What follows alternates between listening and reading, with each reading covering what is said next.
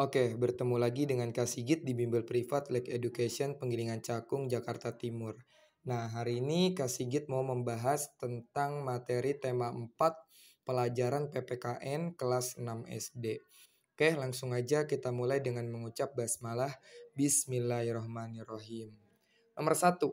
Indonesia merupakan negara kepulauan yang penuh dengan keberagaman ekonomi. Keberagaman ekonomi bisa dijadikan sebagai, sebelum Kak Sigit jawab, kita harus udah tahu dulu. Keberagaman ekonomi itu artinya apaan sih, Kak? Jadi keberagaman ekonomi itu artinya pekerjaan di dunia ini, di negara kita itu macam-macam. Ada orang tua kita yang kerjanya jadi guru, ada orang tua kita yang kerjanya jadi petani, ada orang tua kita yang kerjanya jadi nelayan, ada orang tua kita yang kerjanya jadi polisi, atau DPR, atau MPR, dan lain-lain. Tapi itu semua gak masalah selama pekerjaan itu adalah pekerjaan halal. Nah, ketika di Indonesia itu banyak keberagaman ekonomi, maka kita harus menjadikannya sebagai perekat persatuan dan kesatuan. Nah, jadi itu jawabannya ya. Perekat persatuan dan kesatuan. Kenapa? Karena negara kita itu semboyannya itu tetap sama, yaitu Bhinneka Tunggal Ika. Walaupun berbeda-beda tetapi tetap satu. Jadi walaupun pekerjaan orang tua kita itu beda sama orang tua teman kita nggak boleh saling menghina.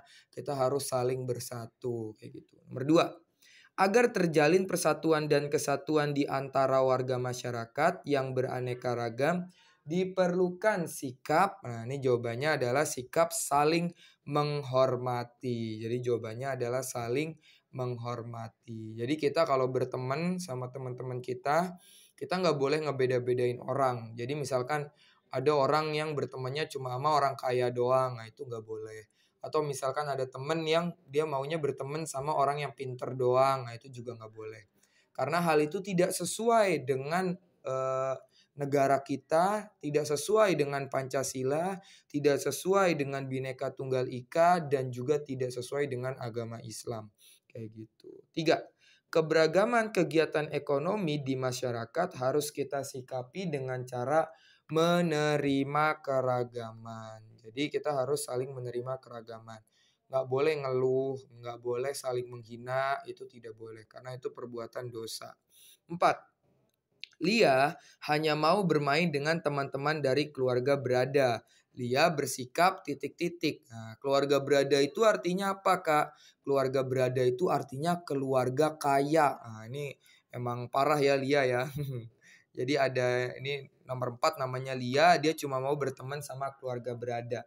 Nah, berarti Lia itu bersikap pilih kasih. Nah, kenapa dia pilih kasih? Karena dia bertemannya itu cuma sama orang-orang yang kaya doang. Dia nggak mau kalau berteman sama temennya yang dari keluarga yang sederhana. Jadi kayak gitu. 5. Oke, kita masuk ke nomor 5. Perbedaan tidak seharusnya menjadi sumber titik-titik bangsa. Nah, sumber apa ini jawabannya? Yaitu sumber perpecahan bangsa.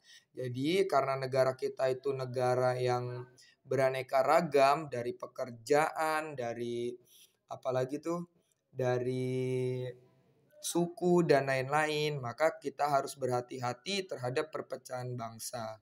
Nomor 6, cara yang dapat kita lakukan sebagai bagian dari bangsa Indonesia untuk menjaga dan melestarikan nilai-nilai luhur adalah, nomor 6 jawabannya itu adalah menerapkan dan mengamalkan nilai-nilai Pancasila. Jadi menerapkan nilai-nilai Pancasila. 7. Kita dapat meniru pola pikir yang baik seperti etos kerja yang tinggi. Etos kerja itu artinya semangat ya. Semangat kerja yang tinggi, disiplin, dan penggunaan iptek. Iptek itu ilmu pengetahuan dan teknologi. Bangsa lain yang lebih maju untuk meningkatkan kemajuan bangsa. Hal tersebut merupakan dampak positif globalisasi di bidang, ini berarti karena ini berhubungan sama iptek, berarti bidang ilmu pengetahuan dan teknologi. 8. Membeli produk dalam negeri merupakan salah satu cara mengurangi pengaruh negatif globalisasi di bidang, di bidang apa ini? di bidang ekonomi. 9. Bangga menggunakan produk dalam negeri merupakan wujud, nah ini wujud apa? Wujud rasa cinta tanah air, kayak gitu. 10. Dalam pergaulan sehari-hari di sekolah atau masyarakat, sangat mungkin bagi kita memiliki teman dari latar belakang ekonomi yang berbeda. Sikap kita terhadap teman yang berbeda tersebut adalah, nah kita harus, apakah harus mempengaruhi, salah kasih gitu. Harus saling menghargai karena yang berbeda-beda gitu ya. Oke, sampai sini dulu kita akhiri dengan mengucap hamdalah alhamdulillahirabbil alamin.